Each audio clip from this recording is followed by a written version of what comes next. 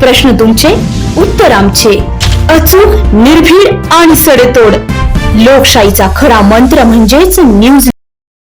श्री संत शिरोमणी नामदेव महाराज यांच्या 674व्या संजीवन समाधी सोहळ्यानिमित्त येथील श्री नामदेव विठ्ठल मंदिरामध्ये अखंड हरिनाम सप्ताहाचं आयोजन करण्यात आलं असून या निमित्ताने ग्रंथराज ज्ञानेश्वरी पारायण, संगीतमय भागवत कथा, हरिपाठ आणि भजन कीर्तन सोहळा पार पडणार असल्यामुळे भक्त आणि नागरिकांनी लाभ घ्यावा असं आवाहन आयोजक समितीच्या वतीने करण्यात आले.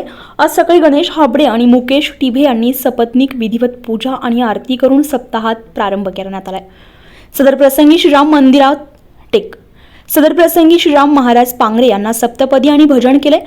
या प्रसंगी श्री संत नामदेव शिंपी समाज अध्यक्ष सुहास भांबारे, उपाध्यक्ष स्वामी शिंदे, चिटणीस प्रदीप लचके, सहचिटणीस कैलास बकरे, सदस्य रवींद्र हाबडे, बळीराम शिंदे, जयवंत खांबेकर, प्रसाद खांबेकर, मुकेश लचके, निलेश माळवे, राहुल भांबरे, अरुण लचके, मंगेश खंदारे, स्वप्नील खंदारे, दत्तात्रय लचके, अरविंद तुपसाखरे आदी हजर होते.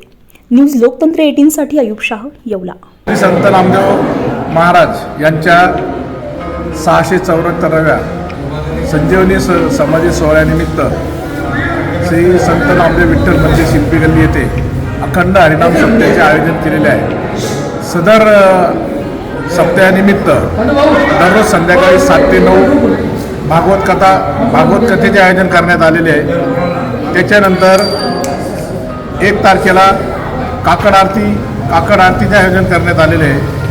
तरी सर्व भाविक भक्तांनी भागवत कथेचा, त्याच्यानंतर काकड आरतीचा लाभ घ्यावा. तसेच सदर सप्ताहानिमित्त महिला मंडळाचे हरिपाठ, महिला मंडळाचे भजन कीर्तन याचे पण आयोजन करण्यात आलेले आहे. त्यानंतर 2 तारखेला 2 ऑगस्टला भव्य नामदेव महाराजांच्या प्रतिमेची भव्य मिरवणूक काढण्यात येणार आहे.